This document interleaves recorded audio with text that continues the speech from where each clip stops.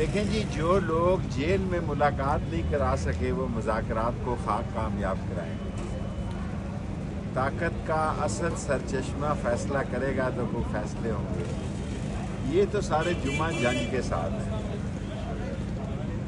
لوگ برباد ہو گئے ہیں، کاروبار تباہ ہو گئے ہیں. اسی لیے میں ہر دفعہ جب کورٹ میں آتا ہوں تو بڑوں سے یہ اپیل کرتا ہوں کہ غریبوں کو معاف کر دیں، غریبوں کے حالات بڑے خراب ہیں.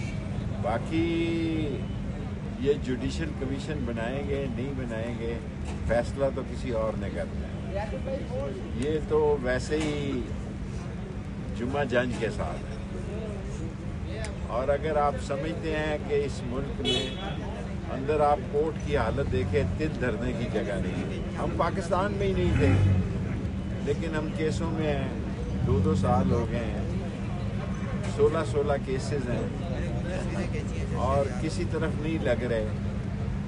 تو میں تو آج ڈیالہ نہیں جا رہا. میں نے تو یہیں حاضری لگا دی ہے. اگر کوئی سوال ہو تو میں شیخ صاحب، نیا سال آ گیا ہے، کیا امیدیں ہیں، کیا ہونے جا رہا ہے اس سال؟ نیا سال پچھلے سے بھی برا ہوگا.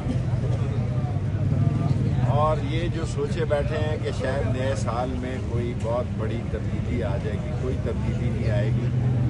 قبر ایک ہے اور مردے 2 ہیں، بلکہ 3 ہیں. پہلے میں 2 کہتا تھا، اب 3 کہتا ہوں. اور یہ جو لگے ہوئے ہیں نون اور پیپلز پارٹی، ان کی کوئی سے ہی نہیں ہے، ان کی کوئی سن ہی نہیں رہا. آپ مجھے ایک سوال کا جواب دیں. جو لوگ جیل میں ملاقات نہیں کرا سکتے، آپ 50 روپیہ دیں ملاقات ہو جاتی ہے. 500 روپیہ دیں تو اندر کرسی پہ ملاقات ہو جاتی ہے. جو لوگ جیل میں ملاقات 3 ملاقاتوں کی ڈیٹیں بدل رہی ہیں، آپ کا کوئی خیال ہے کہ وہ مذاکرات کا نتیجہ نکالیں گے؟ وہ کوئی جوڈیشل کمیشن بنائیں گے؟ وہ قیدیوں کو رہا کریں گے؟ یہ تو میں ہوں ہر دفعہ اپیل کرتا ہوں کہ خدا کے لیے غریبوں کو چھوڑ دو، بہت بے گناہ لوگ ہیں. آپ کے لیے دعا دیں.